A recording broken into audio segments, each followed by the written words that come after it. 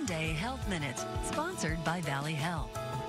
Hi, I'm Melanie Schaefer. Welcome to Monday Health Minutes with Valley Health.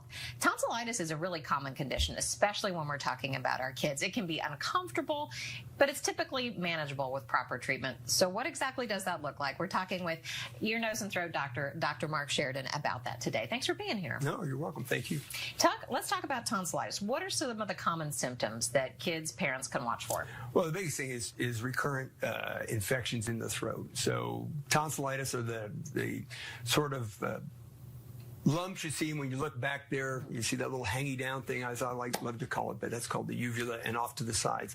And when they're infected, they'll get little white dots or blisters on them, and can lead to, particularly if strep throat, it can lead to high infection and some other complications if you don't get it treated. And that's why it's so important to have it checked out to see, is it strep or is it just a different bacteria, which should be treated, but it's not as nefarious as the streptococcus. Yeah, strep can be serious for your overall health, so you cannot mess around with that. Is there another primary cause, another cause of tonsillitis aside from strep? Well, you can have viral strep or viral tonsillitis, not strep. There are other bacteria that cause tonsil infections. We just don't, I don't want to say we don't want to worry about them.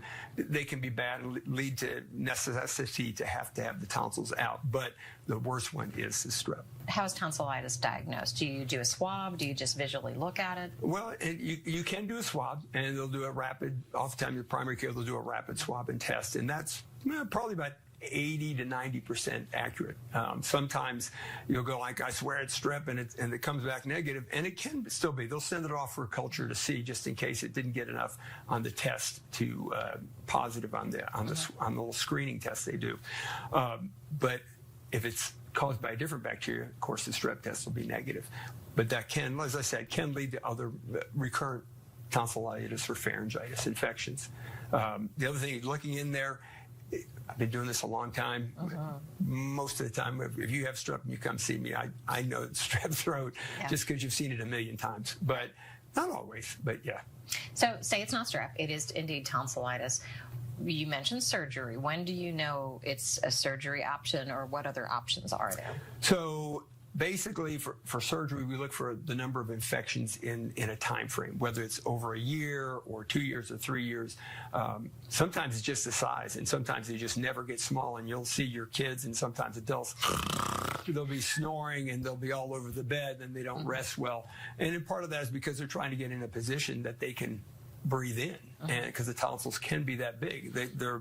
You may look in, they don't look big, but when we fall asleep, what happens? We all relax, so everything collapses in, and so then they have to fight that to get the air in, and they'll have that. Mild snoring is not a big deal, so don't, oh my God, Junior's snoring. No, you don't have to worry about that. But if they're really gasping and rolling in bed, then that's the concern. You should talk to your primary care about. And then that's where you're looking at. And that's where you're looking at potentially getting the tonsils out. And it's not just tonsillectomy. People think, oh, it's just getting the tonsils out. It takes 2 weeks to heal. And this is, I tell all the adult patients, it really takes 2 weeks. I've had women tell me this is worse than childbirth. And the biggest thing we worry about is the scab forms up there, and if they don't stay hydrated, the scab can come off and it'll bleed, and it's not like a cut on your arm. It's a much bigger deal if that happens sometimes. Yeah, you really have to take it easy for those. You really do. So if surgery's not an option, are there home remedies that can help address tonsillitis? If it is viral, gargling, good oral hygiene, brush your teeth. I mean, take care of those kind of things. And it sounds silly, but it can be, because your mouth has a lot of bacteria. What happens if you let tonsillitis go untreated? Are there potential complications? So there are a couple of things. One of the things that we see, unfortunately, you can get an abscess around the tonsil, which involves having to have surgery to drain it. Sometimes it can get so bad it can go into the neck, and you have to have an incision on the outside to drain the abscess. Other things that we worry about, and that's why strep is such a big deal, is in pre-penicillin days and pre-antibiotic days, we worried about heart disease, caused valvular heart disease, and kidney problems. And occasionally we'll run into people that have had that because they've had such a virulent infection, even today, even with the antibiotics. But most of the time that's pretty rare. But grandma and grandpa, they knew friends, or maybe they even themselves have had that. Right. So definitely sore throat, tonsillitis, get it checked out. It's worth getting it checked out, absolutely. All right, Dr. Sheridan, thank you so much. Some great information to pass along to people. We appreciate it. Thank you. Thanks for being here for Monday Health Minutes.